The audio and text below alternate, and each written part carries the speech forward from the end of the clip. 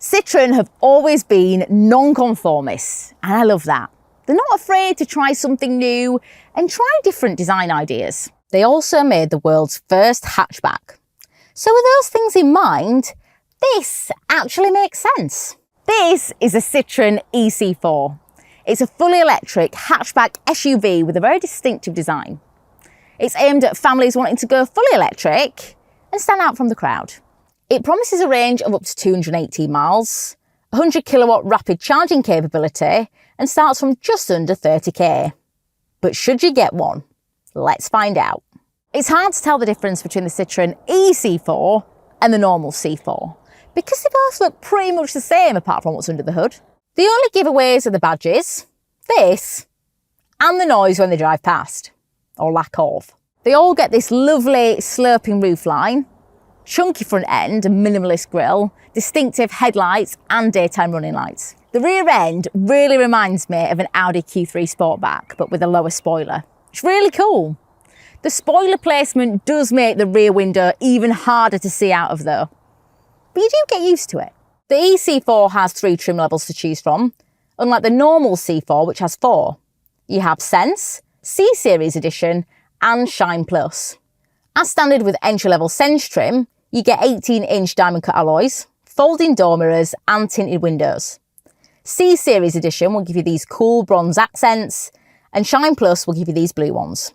As standard, the Citroen E-C4 comes in polar white, but you've got 4 other colours to choose from as well, like this one, which is called Icelandic Blue. I think that this colour, combined with the way the car looks, makes it look a bit like a whale. Size-wise, it's actually quite deceptive. It's longer and wider than the Hyundai Kona electric, and compared to the VW ID3, the E-C4 is longer, but the ID3 is a little wider. Boot space is pretty good.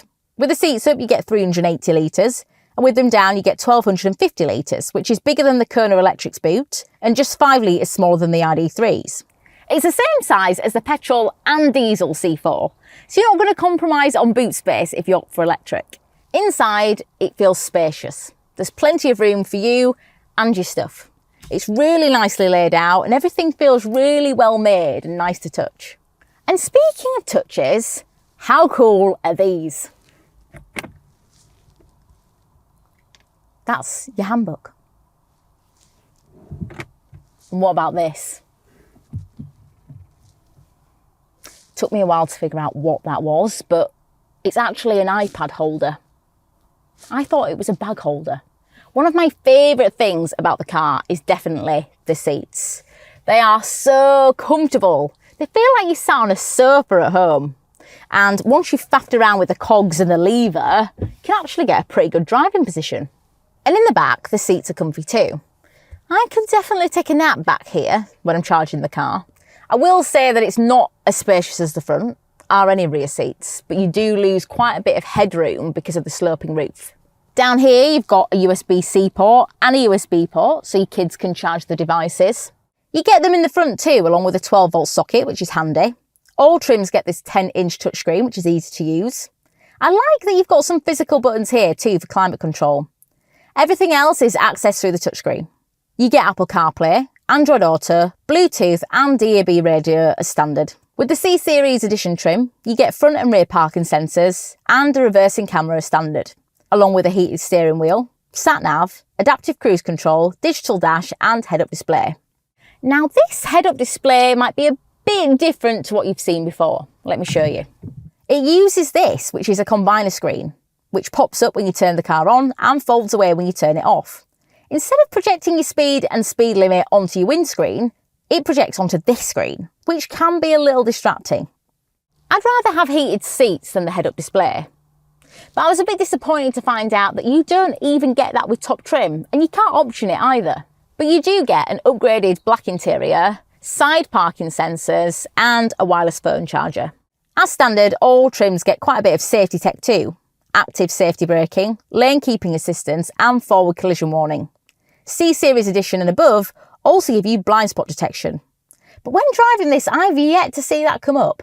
The E-C4 comes with one battery option, which is the 50 kilowatt hour one. It's got a claimed range of up to 218 miles if you go for the entry-level version, and the two top trims have got a claimed range of up to 217 miles. But I'd say a real-world range is more like 170 to 180 miles. But I reckon with some serious effort, you could get up to 200 miles of range in summer. So how does it fare compared to its rivals? Well, compared to the Hyundai Kona electric with the 39 kilowatt-hour battery, it's got more range.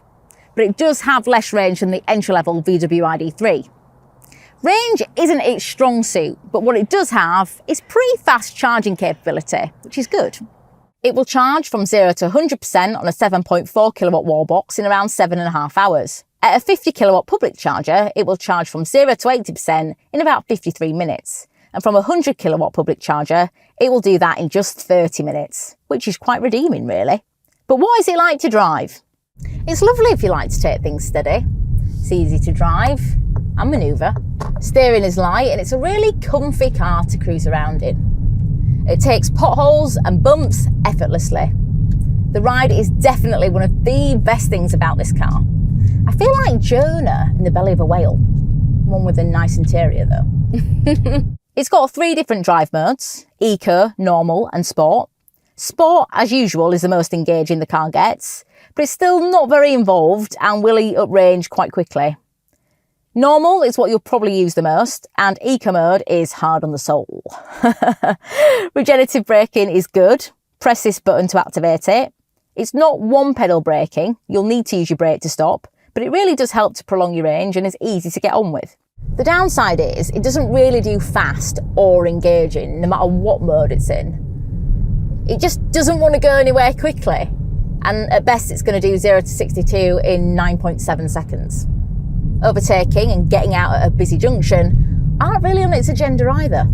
On the motorway, a short journey's fine and it can keep up, especially with the adaptive cruise control, but you probably don't want to be on there much because it really does zap the range. The E-C4 is definitely more about comfort than exciting drive. I'd have a look at the VW ID.3 if that's something that's important to you. So all things considered, should you get a Citroen E-C4? Well, I think if you're looking for a quirky family electric car for local journeys, you should consider it. It's a comfy cruiser with a lovely interior, it's spacious and it's got a good level of kit as standard. But that's just my opinion. What do you think? Let me know in the comments, and don't forget to like and subscribe for more amazing car content, if I do say so myself.